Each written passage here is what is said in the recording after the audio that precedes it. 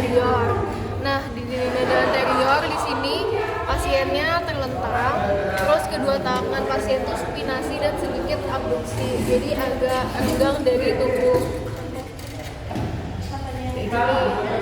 Ini gitu. Nah, terus habis itu di sini kita kalau disuruh anamnesis kayak tadi yang di dinding dada posterior. Terus kita cuci tangan. Nah, pas cuci tangan ini pasiennya buka pakaian bagian atasnya gitu. Terus kita nilai bentuk dada kanan kiri simetris atau enggak. Terus abis itu kita laporkan ada lesi atau enggak, ada massa atau enggak, ada deformitas atau enggak. Salah satu contohnya pectus carinatum, pectus excavatum, barrel chest gitu. Nah, terus habis itu kita lihat dinding dada dalam keadaan dinamis. Baik, Bapak boleh tarik nafas, buang. Oke, nah dalam keadaan dinamis di sini dilihat adanya asimetris gerakan atau enggak. Terus kanan dan kiri apakah ada keterlambatan gerak, ada retraksi di sela-sela iganya atau enggak.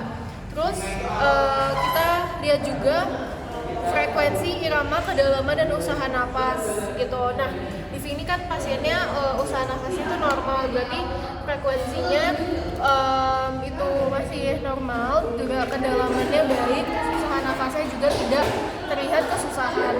Terus habis itu dinilai ada pola napas abnormal apa enggak. Nah, pola napas abnormal itu bisa kita lihat di di manual itu ada banyak.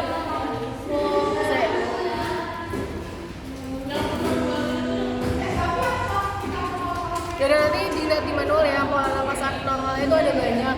Nah, terus habis itu baru kita palpasinya. Kalau di dinding dada anterior itu 3 titik di sini, terus di sini, sama di sini, gitu, kanan dan kiri. Nah, ini kita palpasi, apakah nyeri Pak? Nah, ini pasiennya tidak merasa nyeri, terus ada massa atau enggak, ada fraktur apa enggak, gitu. Nah, terus kita cek pengembangan dinding dadanya. Tangannya kita letakkan di bawah arcus costae kayak gini. Bapak boleh tarik nafas, buang, terus laporkan pengembangan dinding dada kanan dan kiri sama atau enggak gitu. Terus lanjut ke fremitus taktil. Fremitus taktil itu letaknya sama kayak palpasi tadi. Jadi kita langsung aja kayak gini. Bapak boleh tarik bilang 99.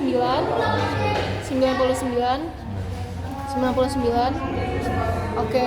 Nah, kalau misalnya beberapa dokter itu bilang dia disilang-silang gini gitu loh untuk membandingkan kanan dan kiri. Tadi di posterior lupa, ini boleh disilang-silang kayak gini gitu.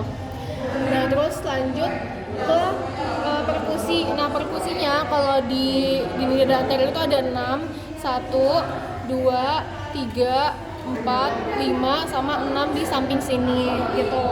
Nah, terus habis itu yaudah kita perkusikan ini, terus dilaporin sonor apa enggak. Ini kan sonor.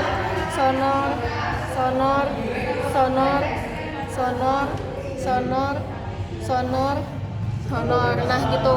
Terus jangan lupa pas mau perkusi kita harus nyebutin ngambil dari isi surat jugularis, terus dicari ini angulus ludovicinya, terus ke SIC 2 gitu. Terus habis itu kalau udah kita ke batas paru jantung. Batas paru jantung itu dari lateral setelah iga ke 3, 4, 5 gitu. Nah, sama kayak tadi ya, kita cari dulu SIC 2-nya, terus ke 3, 4, 5. Nah, kita mulai dari paling bawah lateral. Jadi diketuk dari sini, harusnya kan dari sonor ke redup. Nah, misalnya redupnya di sini, dititikin, terus 4 juga sama. Nah, ini kan udah redup di sini dititikin, terus yang 3 juga. Nah, ini kan redupnya di sini dititikin gitu.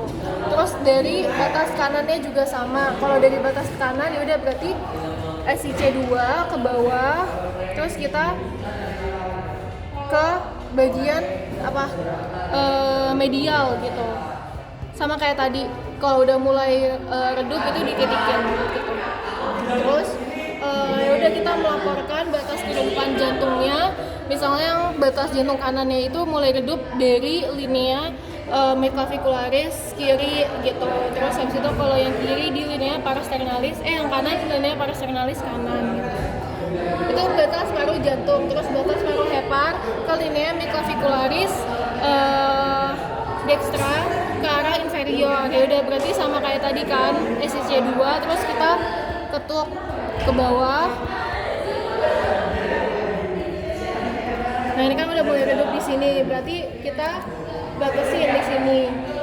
Nah, nanti dilaporin batas kedudukan hepar di linea midclavicularis yang dextra, terus ini sekitar SCC berapa gitu, atau bilang aja ini batas kedudukannya di sini gitu.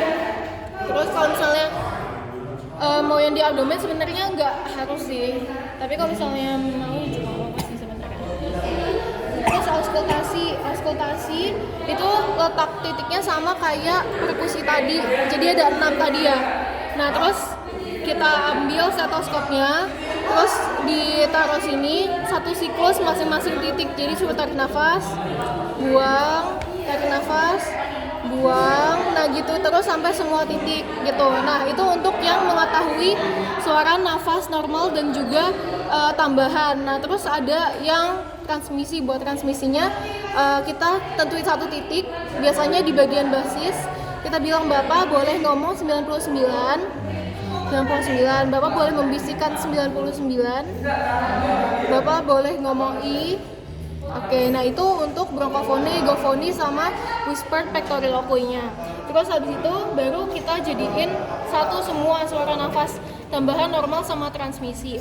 Nah, kalau suara nafas normalnya suara vesikuler, di lokasinya di mana? Di basis lapang dada. Terus intensitasnya itu lembut, terus nadanya itu relatif rendah, durasinya tuh masih normal gitu. Itu cara interpretasinya kayak gitu. Terus kita laporkan ada suara nafas abnormal apa enggak. Nah, di manual itu suara nafas abnormal ada khasnya sendiri, contohnya rongki basah kasar, dia terdengarnya biasanya pada saat ekspirasi, terus intensitasnya itu kasar atau keras, terus nadanya itu dia lebih rendah gitu. Nah, itu cara interpretasinya kayak gitu. Nah, terus habis itu suara transmisi tadi ada egofoni, bronkofoni. Kalau bronkofoni itu interpretasinya tadi 99-nya terdengar lebih keras atau enggak. Kalau egofoni interpretasinya tadi suara I-nya terdengar seperti suara A atau enggak. Kalau misalnya A berarti bronkofoninya positif. Nah, kalau misalnya yang whispered pectoriloquy itu terdengar suara lebih keras atau enggak gitu. Nah, nanti suara-suaranya bisa dilihat di VN-nya Adila, itu udah lengkap semuanya, ada 12. Terus udah gitu, selesai.